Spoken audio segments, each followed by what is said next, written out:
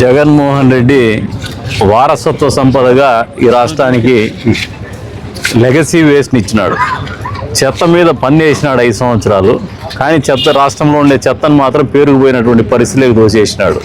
ఆయన వారసత్వంగా ఇచ్చిండేది ఏంటంటే లెగసీ వేస్ట్. ఈ రోజున దాన్ని వదిలించుకోవడానికి ప్రభుత్వం వినూత్నంగా ఆలోచన చేస్తూ స్వచ్ఛరథం పేరు మీద వేస్ట్ ఎవరైనా ఇస్తే, స్పెషల్గా ప్రత్యేకించి ప్లాస్టిక్ ఏదైతే ఉందో, ఈ ప్లాస్టిక్ కానీ ఇతరతర చెత్త ఏదైతే తీసుకొచ్చినా కూడా దానికి 20 రూపాయలు రేటు కట్టి సరిపడా వస్తువులు కానీ దానికి వస్తు రూపేణ వస్తు మార్పు క్రమంలో నిత్యావసర వస్తువులు కావచ్చు, అంతే స్థాయిలో వాళ్ళు వాడేటువంటి దైనందిక జీవితంలో వాడేటువంటి సోపు, పేస్ట్ ఇటువంటివి ఇచ్చి ఈ చెత్తను వదిలించుకునేటువంటి కార్యక్రమము వినూత్నంగా మన పంచాయతీరాజ్ శాఖ మంత్రి గారు, డిప్యూటీ సీఎం గారు పవన్ కళ్యాణ్ గారు రూపకల్పన చేయడం జరిగింది.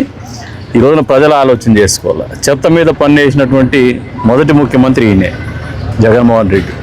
ఆ చెత్తను వదిలించుకోవాలంటే తదుపరి వచ్చిన ప్రభుత్వాలు చాలా సమస్యలతో కూడుకున్నటువంటి పరిస్థితుల్లో ప్రభుత్వం ఏర్పడంగానే చంద్రబాబు నాయుడు గారి నాయకత్వంలో మొదటగా చెత్త మీద పన్ను ఎత్తేసింది. ఈ రోజున ఆయన వదిలిపోయినటువంటి లెగసీ వేస్ట్ ఏదైతే ఉందో, అప్పట్లో చెత్తను కూడా నిర్మూలించాలి. ఆయన పన్ను వేసినాడు కానీ నిర్మూలించాల. ఆ చెత్తని వదిలించుకునే క్రమంలోనే ఇటువంటి వినూత్నమైనటువంటి ఆలోచనలు చేయాల్సి వస్తుంది. ప్రజలు ఇప్పటికైనా ఆలోచన చేసుకోవాలి.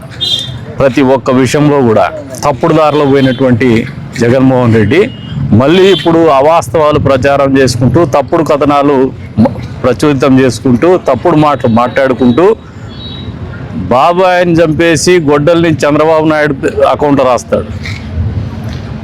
కల్తీ చేసి 100 కోట్ల డబ్బులు కొట్టేసి మళ్ళీ ఒక ప్రయత్నం చేస్తున్నాడు చంద్రబాబు నాయుడు గారి కుటుంబానికి, లేదంటే ఆయనకు సంబంధించినటువంటి వాళ్ళ భార్యకు సంబంధించినటువంటి కుటుంబానికి సంబంధించినటువంటి కంపెనీలకు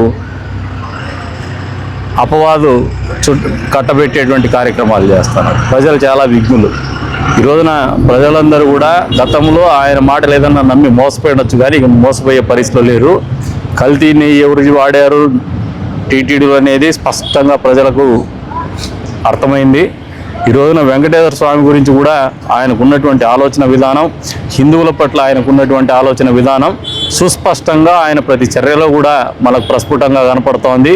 రాజకీయాలకు ఇచ్చే ప్రాధాన్యత హిందూ మతానికి కానీ, హిందూ ధర్మానికి కానీ, హిందూ దేవుళ్ళకు కానీ ఇచ్చేటువంటి పరిస్థితిలో జగన్మోహన్ రెడ్డి లేడనేది వాస్తవమని నిన్నటి రోజున ఆయన శాసన మండలిలో ఆయన కానీ ఆయన పక్షం కానీ వ్యవహరించినటువంటి తీరుతెనులే ప్రజలందరికీ కూడా అర్థమయ్యే రకంగా తెలియజెప్పిందని చెప్పేసి కూడా తెలియజేసుకుంటూ, ఈరోజున జగన్మోహన్ రెడ్డి చేస్తున్నటువంటి అకృత్యాలు రాజకీయం కోసం, అధికారం కోసం పడుతున్నటువంటి తాపత్రయంలో భాగంగా చేస్తున్నటువంటి అకృత్యాలను ప్రతి ఒక్కరూ గమనిస్తున్నారని చెప్పేసి కూడా తెలియజేస్తారు.